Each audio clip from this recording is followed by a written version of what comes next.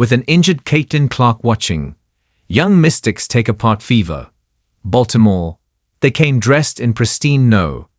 22 Indiana Fever jerseys, or more faded Hawkeyes versions.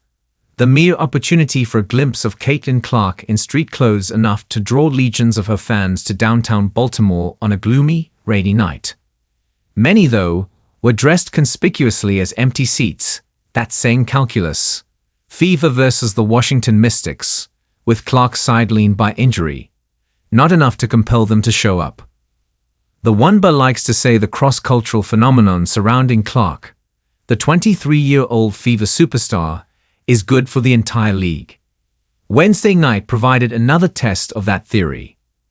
Maybe the majority of fans at CAF Bank Arena had bought tickets just to see Clark. But maybe, after the Mystics' relentless performance in a thorough 83-77 victory, those same fans will come back, and perhaps even venture down the Baltimore-Washington Parkway to Southeast Washington, to see Shakira Austin, Kiki Iriafen, and Brittany Sykes. Being able to bring this game here is about so much more than basketball, said Sykes, the veteran guard having a career season at 31, including a team-high 21 points and 9 rebounds Wednesday night. Just being able to have a performance like we did in front of little girls from Baltimore, little guys too, but especially little girls, is just helping them see what the WNBA is. The Mystics, 3-3, were coming off 3 tough road losses out west, by a total margin of just 11 points.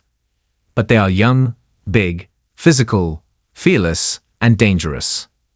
The return of Austin on Wednesday, following a week's absence from a concussion, gives them a rotation of talented post players: Austin, Iriafen, Stefanie Dolson, and Aaliyah Edwards, to rival any in the league. Against the Fever, 2-3, Austin came off the bench to score 13 first-half points in just 9 minutes as the Mystics built a 44-40 halftime lead. Before Austin entered, Coach Sydney Johnson cautioned her to take one bite at a time in her return to action. "But I told them I have a big mouth," Austin said. Then it was Iriafen's turn. The Mystics' top draft pick, 4th overall. This spring took over in the pivotal third quarter as Washington pushed its lead to 7. Iriafen finished with 16 points and 8 rebounds. "That's a very good team," Johnson said of the Fever.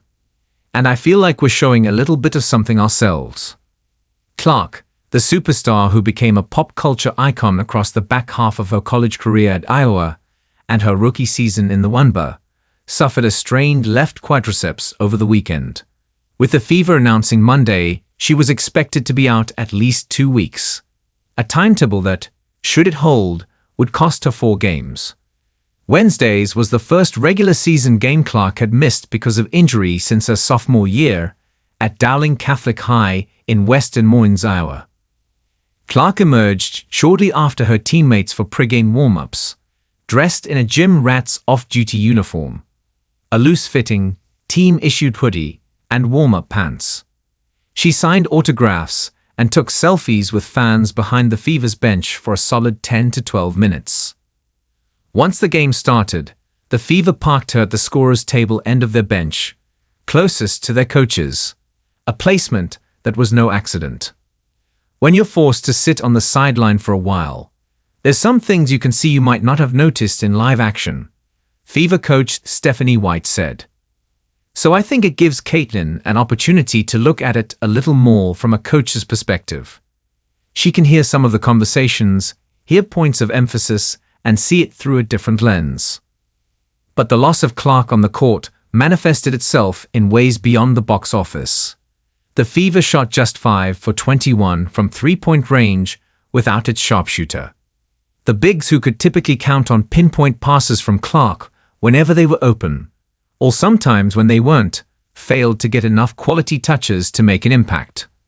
Aaliyah Boston, averaging 18.5 points entering Wednesday, got off just 5 shots and settled for 10 points. The Mystics moved Wednesday's game to Baltimore, a market underserved for pro basketball, but with deep roots in the game, to capitalize on the larger capacity of its arena. But the secondary market for tickets crashed once Clark's status was announced Monday. The cheapest tickets, which carried a list price of $41 when they first went on sale, were down to $6 within an hour of tip-off. By the looks of it, many of those tickets went unsold. The announced attendance of 11,183 reflected tickets sold. The actual number of occupied seats was far fewer. The Fever visits Baltimore to play the Mystics again in September. Whether or not Clark plays then, maybe some of the same fans who turned out Wednesday night will come back out, and this time bring their friends.